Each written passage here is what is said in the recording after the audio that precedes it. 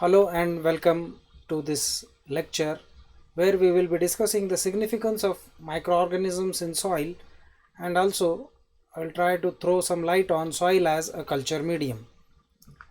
In my last lecture I had defined soil. Just a recap. Soil, as you know very well, is defined as a mixture of organic matter, minerals, gases, liquids and organisms that together support a phenomenon called as life. Earth's body of soil is called as pedosphere, and it has four important functions. It is a medium for plant growth, it is a means for water storage, supply and purification of water as we humans use it, it is the main modifier of Earth's atmosphere, and it is also a habitat for microorganisms and other types of organisms. If you see the soil, it is eroded rock form, it contains mineral nutrients, it contains decaying organic matter, it contains moisture, that is water, and air. Plus, the most important thing is it supports the life form for living organisms. In many types of life forms which it supports, we will be focusing on the microorganisms. 1 gram of soil, if you take, it has over 50,000 different types of protozoa, bacteria, algae, fungi, earthworms, and nematodes. Up to 10 billion bacterial cells can be found in 1 gram of soil. And around the plant root region, that is the plant roots which are there, which are embedded in the soil, immediately surrounding that root surface, there is huge number of microorganisms, and that is called as the rhizosphere. Before going to dwell in the aspects of microorganisms, who were the pioneers who studied these organisms for the first time? That is the soil microorganisms. Soil microbiology, it emerged as a distinct branch of soil science during the first half of 19th century. And Sergei Nikolaevich Vinogradsky, he discovered the autotrophic mode of life among bacteria and established the microbiological transformation of nitrogen and sulfur. Means whatever the nitrogen and sulfur elements are present in nature, their recycling is done primarily by microorganisms. That was first shown by Sergei Vinogradsky.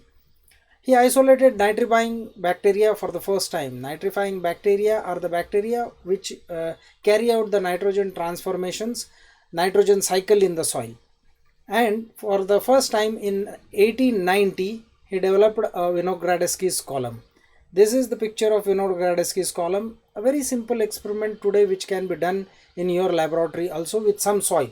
You can take some soil, keep it for many days, and you will see that various layers of bacteria can be formed, which is the representative of microbial activity in soil. Means you can have green photosynthetic bacteria, purple photosynthetic bacteria, as you can see here, these layers, non-sulfur photosynthetic bacteria, algae, etc. So this was for the first time shown by Vinogradsky, therefore it has the name Vinogradsky's column. Further, he demonstrated that the free-living Clostridium pasturanium could fix atmospheric nitrogen, and he developed this system which proved that. This experiment or this discovery of the soil activities led him to the terminology today we call him as the father of soil microbiology. Along with Sergei Vinogradsky, Martinus William Bajerinki, we know very well the many species of organisms which are called as Bajerinki.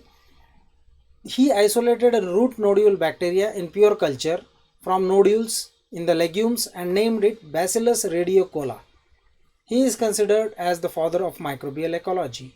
Along with Vinogradsky, Bajerinki in 1890 developed an enrichment culture for isolation of soil microorganisms.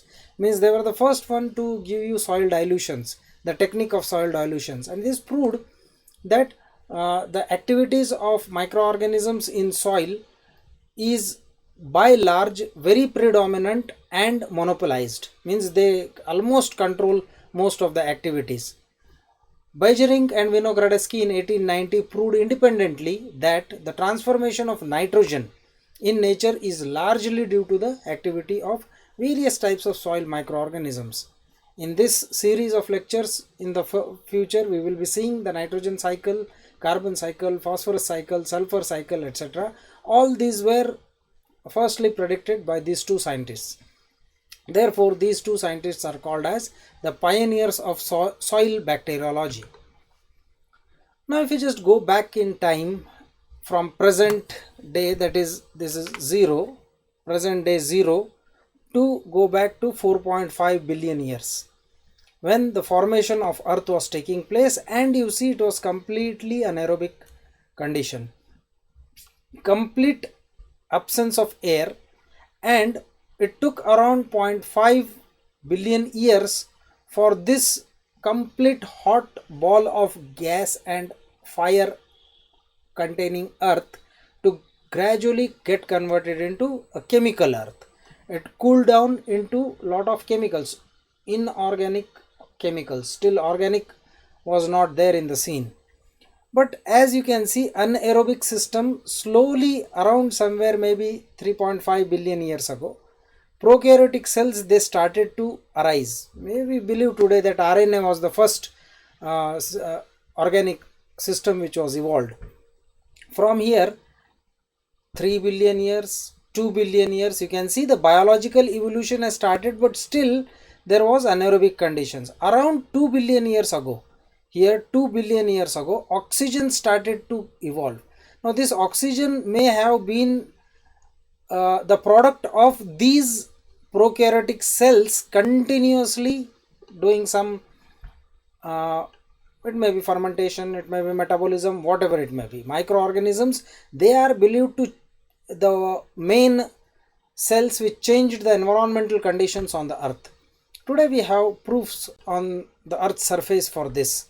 And then slowly, as oxygen developed, anaerobic conditions ceased to exist, and as you can see, this black band that shows that the eukaryotic cells, they arise.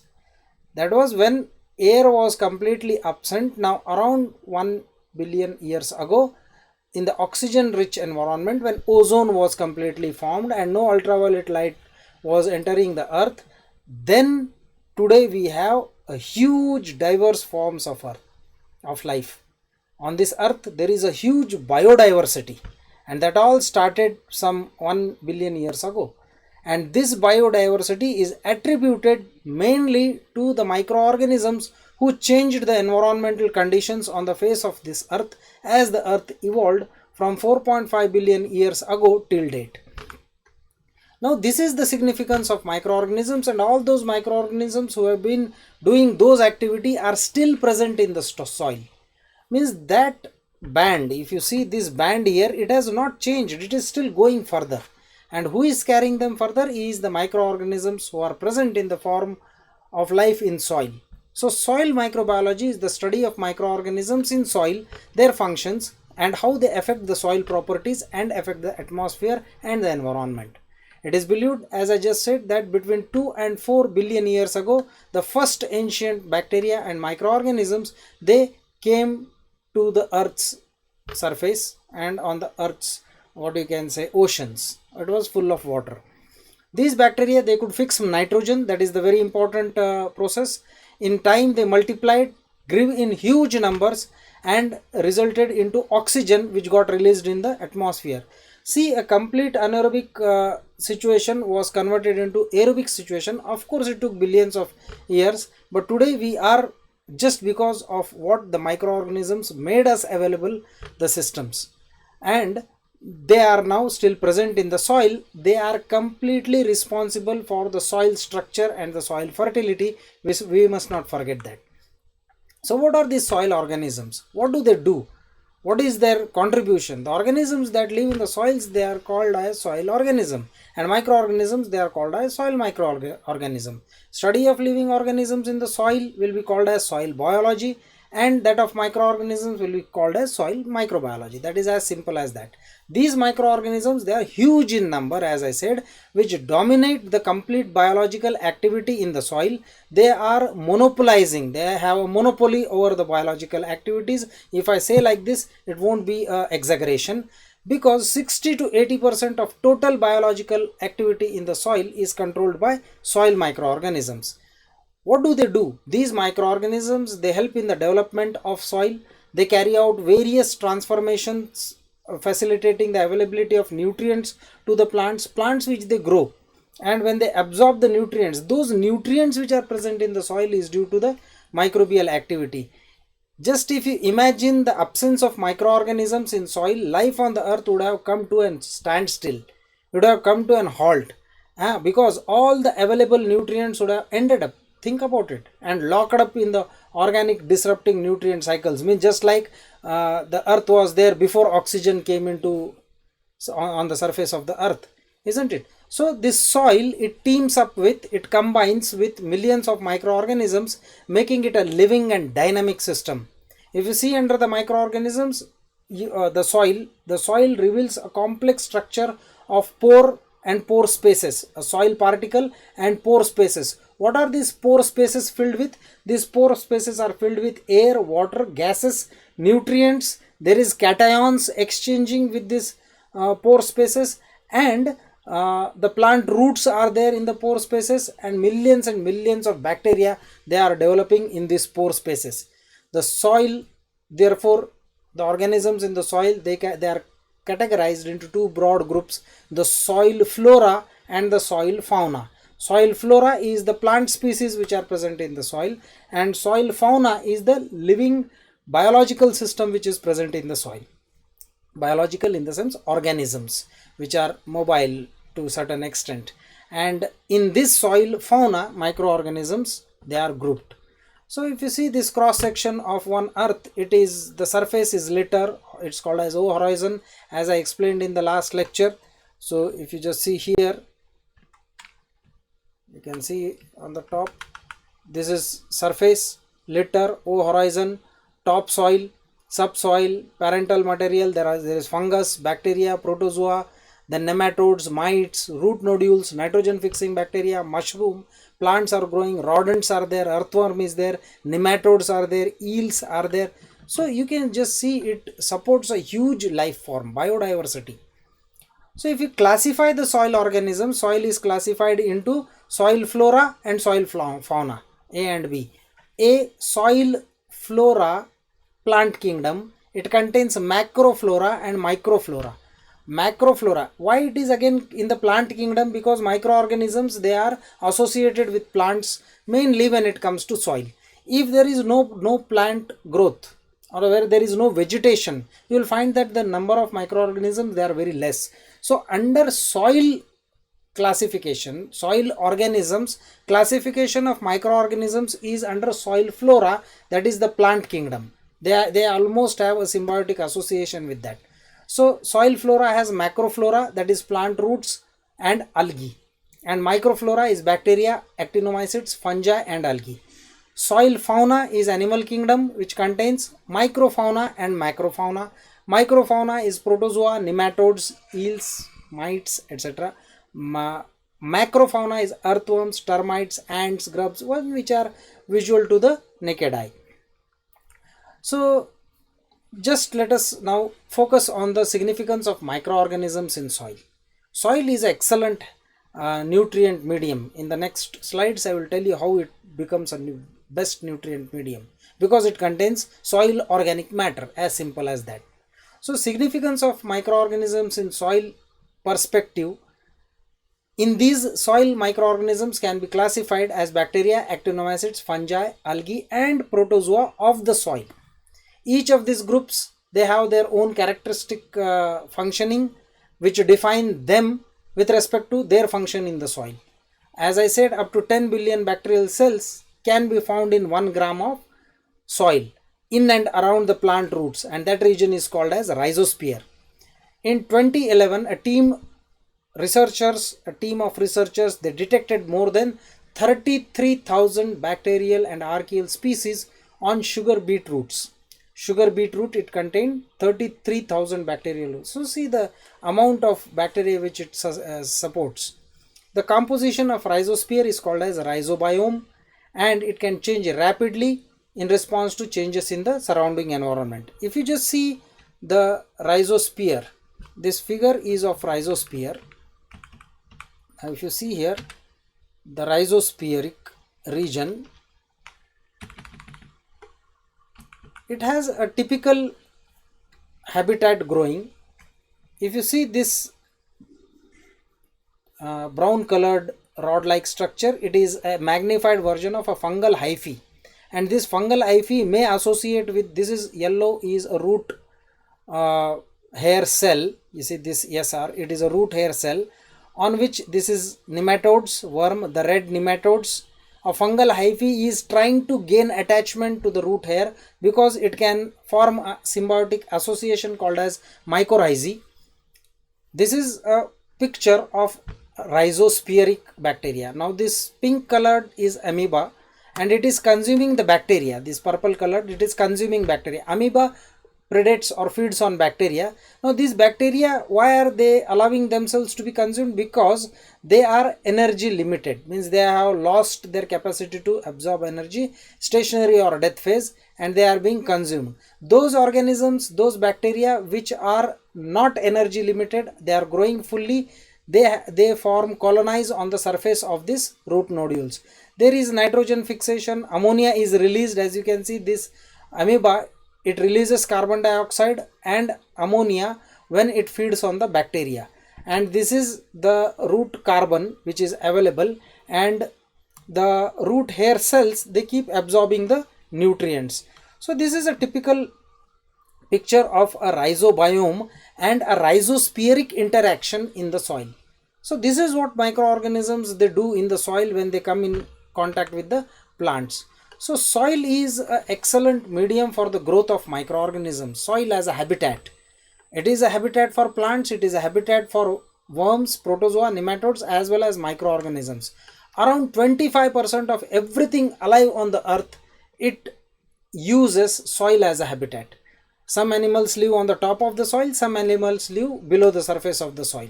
Some things that live in the soil, they for their entire lives, and some they live just as a part of their lives, means they are not permanent in the soil.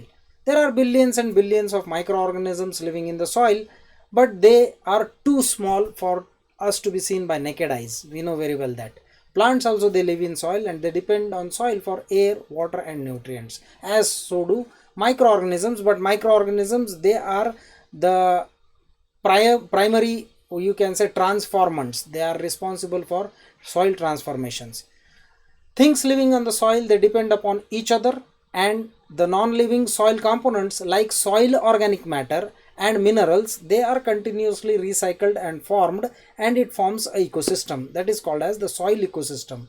This interdependence of the microorganisms for the soil nutrients and the transformation of the soil nutrients being recycled is called as a soil food web or the soil food chain, you can say.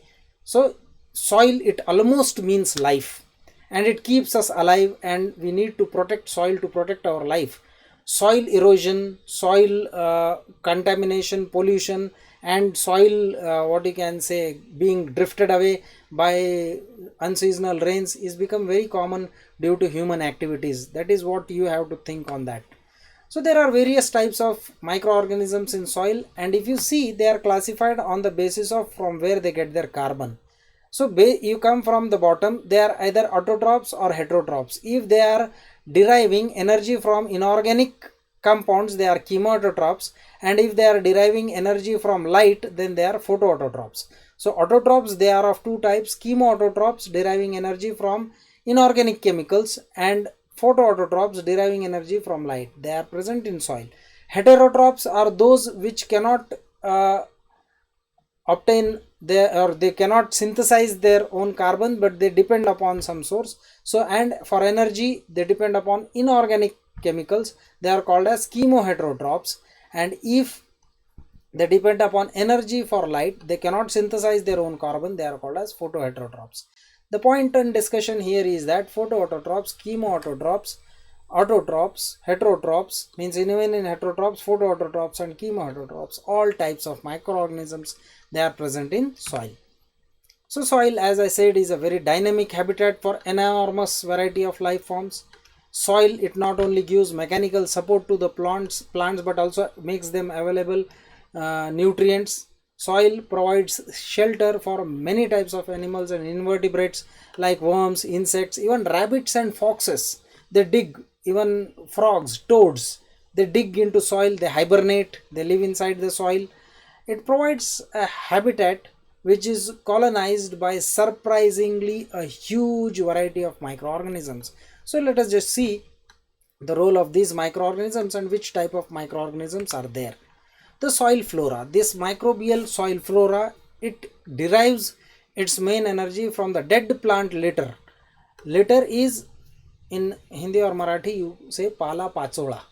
Pala pachola, that is the all the dead and decaying leaves, tree, branches, seeds, fruits, flowers, etc. And also the dead and decaying insects.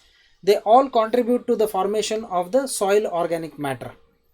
This soil organic matter, it provides food, energy and nutrients to the microorganisms and also higher plants, a process which is known as recycling of plant nutrients.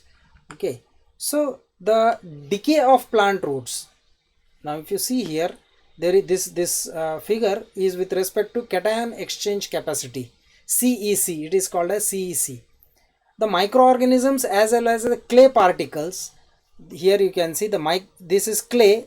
This happens with microorganisms also because they are slightly negatively charged on their cell wall. So this which is negatively charged, it binds cations. These cations which are released into the soil by soil organic matter, and these cations, they are absorbed by the root nodules.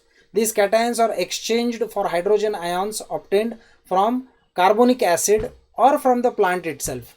So these mineral cations are released into the soil solution. The same thing is there with the bacteria also. So this all comes from the soil organic matter, which is a product of plant litter, that is the dead and decaying organic matter in soil. Anything which is dead and decaying, it will not go waste in soil. It will be converted into organic matter, thereby changing the soil properties. That is, soil will aggregate, cation exchange capacity will be enhanced, water and nutrient retention capacity of the soil is increased. These are some of the biophysico-chemical activities going out in soil. While proliferating, means while growing, the root exerts tremendous pressure on the surrounding particles. If you see, these soil particles each contains microbes. Each of the soil particle, of course, it contains air, it contains water, it contains gases, carbon dioxide, methane, nitrogen gas, everything is there in the soil as a result of this biological and microbial activity. But when roots decay, the vacant space which is there, it makes room for water and air, that is gases, to move it as well as more food to the microbes. And so microbes, they are completely adhered, dominating the soil particles. Okay, so the microbial activity in the soil is greatly affected by all these dynamic changes which are going on continuously throughout the millennia, today and tomorrow also. So what are these types of soil bacteria present? Classification of soil bacteria, try to understand. They are heterotrophic bacteria and autotrophic bacteria, as we just saw. In heterotrophic bacteria, there are nitrogen fixing. In nitrogen fixing, symbiotic and non-symbiotic. Example of symbiotic is Rhizobium. Examples of non-symbiotic is Azotobacter, which is aerobic in nature, and Clostridium, which is anaerobic in nature. There is a third group called as associative symbiosis, means association with two different organisms to carry out nitrogen fixation, Azotobacter and Rhizospirillum. So Azospirillum it is called as. So this is associative symbiosis. In non-nitrogen fixing bacteria, ammonifiers, all the ammonifying bacteria, they are, we will see this in nitrogen cycle, aerobic group, and denitrifiers, they are the anaerobic group. In the autotrophic, Thiobacillus is chemoautotrophic in nature, and Chlorobium is a very good example of photoautotrophic bacteria. So let us see 5 different categories of microflora, soil microflora, which are dominating the biological activities in soil. So if you just see, they are the soil bacteria. If you just see the soil bacteria, these are most abundant in soil. That is, the bacteria, they are mostly abundant in soil. They are around 300 to 3000 kilo of live weight of bacteria per hectare, which is 0.01 to 0.4 of total soil mass. Spore forming bacteria in the form of endospores are commonly found in soil, water, where they survive for long periods of time. Endospore formation is usually triggered by lack of nutrients. Means why the bacteria in soil they are forming endospores? Because there is lack of nutrients, lack of conditions like moisture, nutrients in desert soils, in dry soils, sterile soils. They survive. There are bacteria, but they are in the form of endospores. And in this whole scenario, Bacillus species is the most predominating group of bacteria which forms endospores. Endospore bacteria they lie dormant for extended periods of time. There are many reports of spores remaining viable for over 10,000 years, and revival of those spores which are millions of years old have been claimed by researchers. Means they have done this in their laboratories. So when environmental condition becomes favorable, the endospores they can reactivate and they form vegetative cells. But even though endospores are predominant, you should remember that all types of bacteria they are abundant in soil. Around 300 to 3000 kilograms of live weight of bacteria per hectare, which is around 0.01 to 0.4% of the total soil mass, can be predominated by bacteria. These bacteria they can come in variety of shapes, sizes, like cocci. Rod shaped bacteria and gram positive bacteria are predominant in the soil. In the soil, the rod shaped bacteria can be found in predominant forms, but all other are can be expected. Bacterial population varies from few billion to 3 trillion in each kg of soil. 1 kilogram of soil can contain a few billion to 3 trillion cells of microorganisms. That's a huge number. Types which are based on temperature, you know very well: psychrophiles, mesophiles, thermophiles, depending upon the temperature, depending upon the pH of the soil. Alkalophiles, acidophiles, neutrophiles can be present. Mostly the predominant genera is Pseudomonas, Azotobacter, Bacillus, Agrobacterium, Arthrobacter. These are the most abundant forms of bacteria. But again I would like to repeat, of all the species which are predominant, on the top of the dominance is Bacillus, and Bacillus is a spore forming bacteria. What E. coli is to our intestine, Bacillus is for the soil. This has to be remembered. So what are the functions of soil bacteria? The soil bacteria they fix the nitrogen by symbiotic and asymbiotic methods. They decompose the carbohydrates and lignins. Decomposition of proteins with the liberation of ammonia which is called as ammonification, process called as nitrification and denitrification, which is a very important reaction in the nitrogen cycle. These all are carried out by microorganisms, that is the soil bacteria. Transformation of carbon, nitrogen, phosphorus, sulfur, iron, manganese, all the chemical transformations what they have been doing for billions of years, they are still doing it and will continue to do it. The organic transformations in soil, this is purely, as I said, they monopolize the biological functions and they carry out a great deal of biophysico-chemical reactions which lead to biophysico-chemical changes in the soil. Second group which is commonly found in soil is fungi. They are longer than bacteria. They are mostly aerobic and heterotrophic in nature. Basically they are saprophytes, means they, whether a plant or a fungus is called as a saprophyte or a microorganism, it can be called as a saprophyte. A plant, fungus or any microorganism can be termed as a saprophyte when it lives on dead and decaying organic matter. Dead and decaying organic matter is very predominant in soil, and therefore fungi, saprophytic fungi, these are mostly found. Fungi, they are broadly grouped into yeast, molds and mushrooms, out of which molds and mushrooms are very important to soil. These fungi, they need acidic environment for their growth. There is no depth of nutrients, no dearth of nutrients. There is huge availability of nutrients, but the acidity of the soil is important for the fungus to grow. So they are mostly found in acidic soils. Mushrooms, Mucor, Fusarium, Aspergillus, these all are present in soil. The molds, they are Penicillium, Mucor, Fusarium and Aspergillus. They prefer a pH of 4.5 to 6.5, which is almost acidic. Some fungi, they can be found in alkaline range called as alkalophilic fungi in and around 9 pH, but mostly acidic they dominate. Mushrooms, which are the visible form of fungi which we can see to our naked eyes, they can be found in forests and grasslands, and in wherever there is rainy and moist region they grow very well. Mushroom fungi, they are not widely distributed like molds they are all over, but they are of some significance when there is woody substance. They grow on wood and they break down the woody tissues. So cellulase, hemicellulase, lignin decomposition is mostly dominated by fungi. The functions of fungi is they associate with the root nodules to form association called as mycorrhizae, and it is called as, one of the example of mycorrhizae is VAM fungi, VAM fungi. This is VAM, which is called as vesicular arbuscular mycorrhizae, VAM fungi. So if you see here, this root, it is dominated. Mycorrhizae is a term which is used to describe the symbiotic relationship between mycorrhizal fungi and the plant's root system.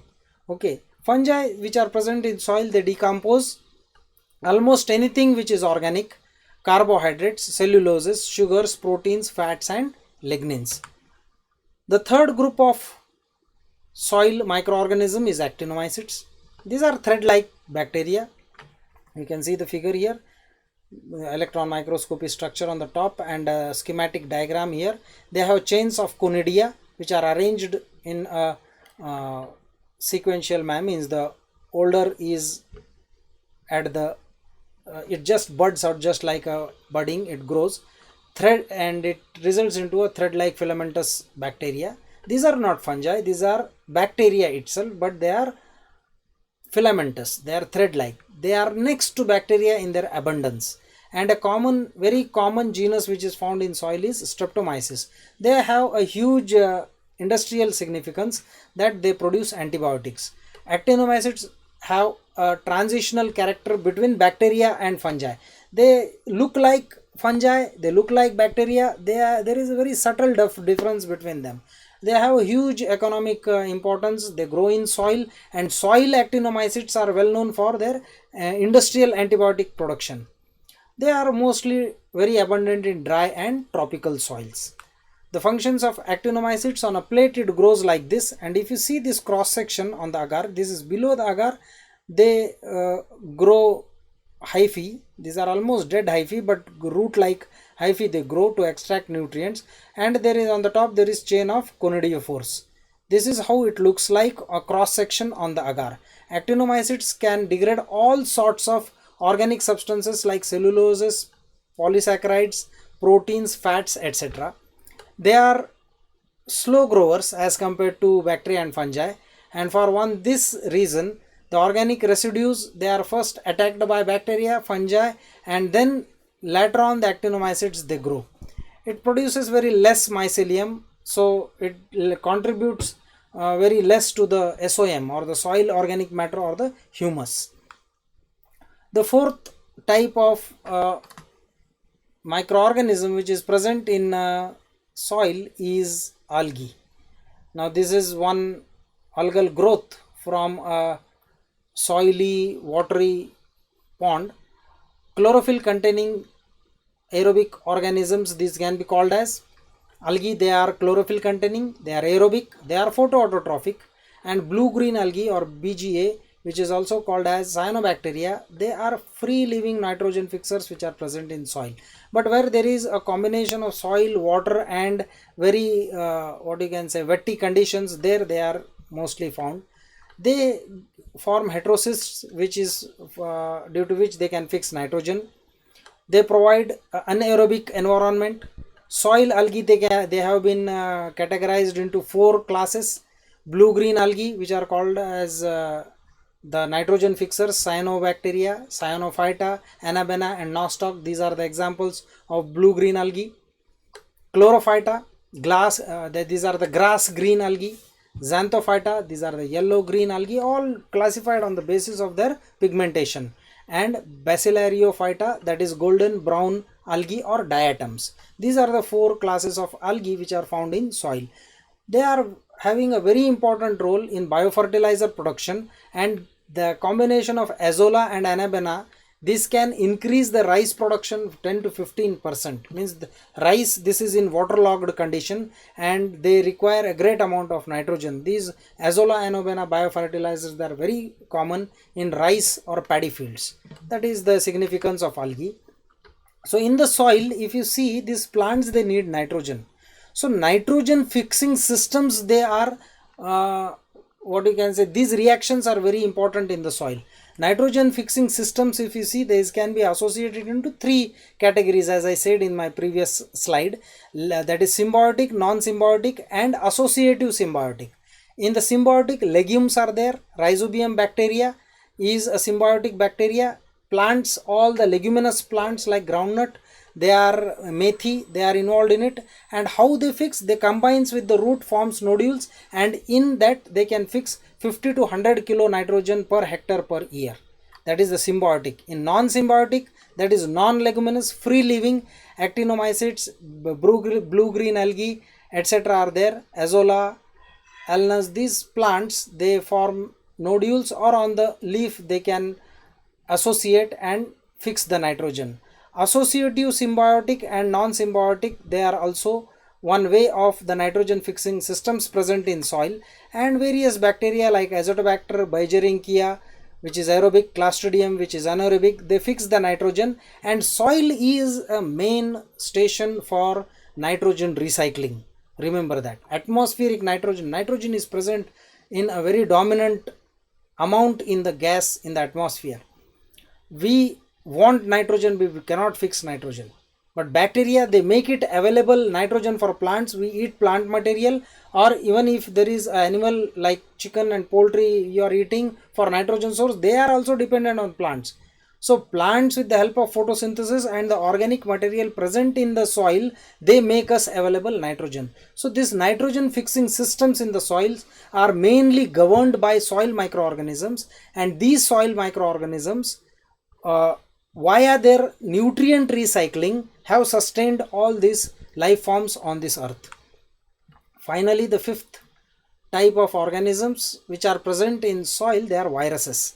You see here, this red, they are plant pathogens, blue, they are normal bacteria, and all the yellow, these are viruses.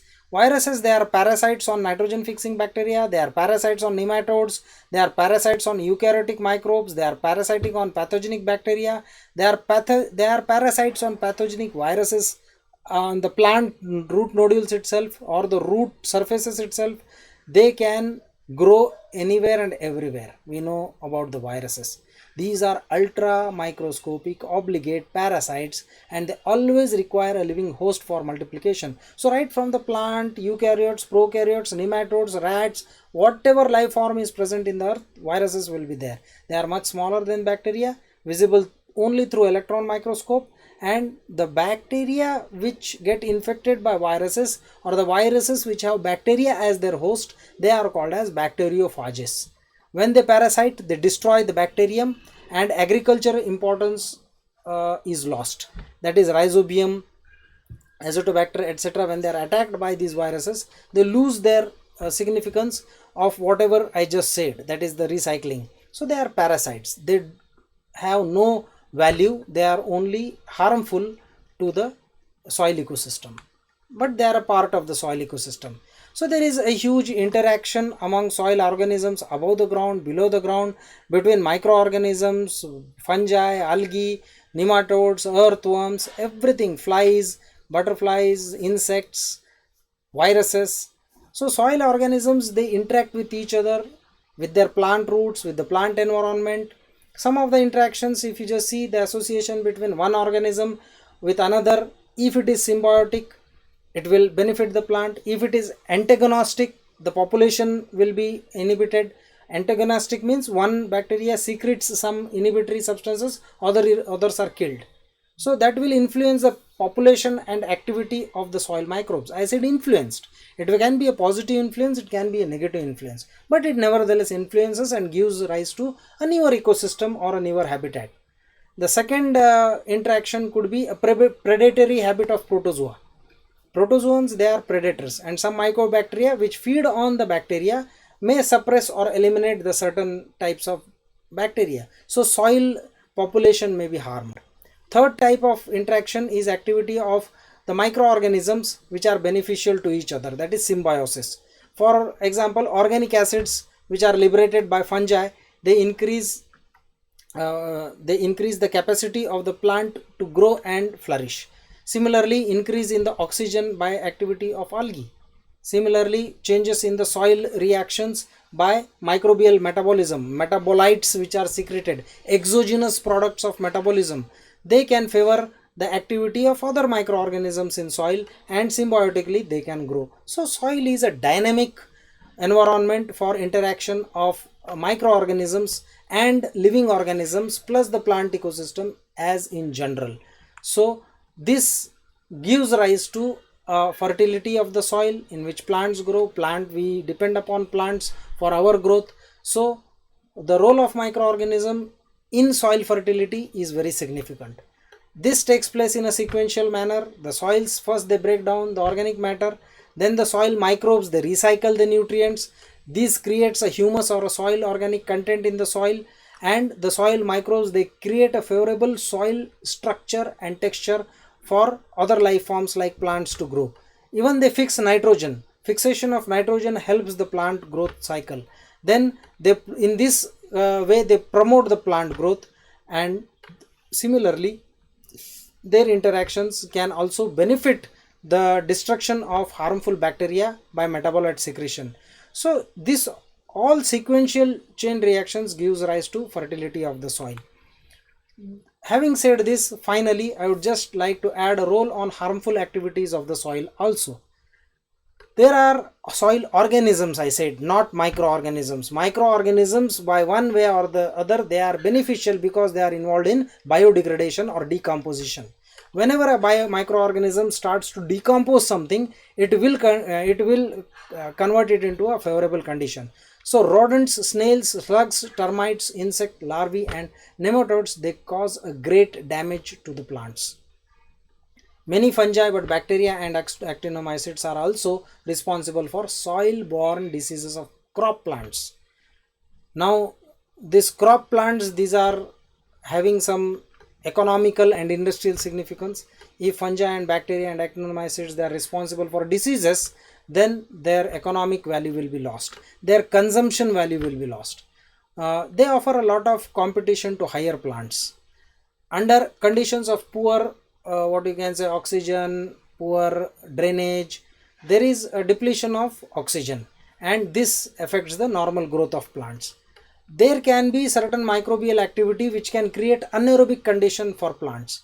Bacteria, they transform some nutrients into non-desirable chemical compounds which may be toxic, like iron, manganese, etc., cyanide. These metabolisms may just be toxic for the plant growth and they may be destroyed. So diseases, they may be involved in diseases. So these are some of the harmful activities of the soil organisms. So here we come to the end of our discussion, and I would like to just add by saying one beautiful quotation by Charles Kellogg. He said that there can be no life without soil and no soil without life. They both have evolved together. So this is all about the significance of microorganisms in soil and soil as a habitat or soil as a culture medium. The soil organic matter, which is a product of decomposition of various types of other life forms, results into making it an excellent growth medium for all other life forms. So this is all about the soil microbiological aspects. In our next lecture, we will be seeing in deep carbon cycle, the microbiological perspective of carbon cycle. Carbon cycle can be studied in physics, in chemistry, in zoology, in biology, in mathematics, wherever. It is a huge dynamic cycle which is going out from years together, and we are dependent on this carbon cycle. So what is this carbon cycle, what microorganisms has to do, and how soil is the interface for this carbon cycle, we will be seeing in our next lecture. So till that time, I hope you understood this lecture. Take down notes, try to understand. Each lecture you should be able to go to a higher level of understanding. That is what graduation is all about. Gradually you should be able to understand higher and higher level, and that is what will earn you to a degree where you will be qualified for becoming masters. Once you become masters, you can become doctors. All the best, my dear students, for that. So till then, goodbye.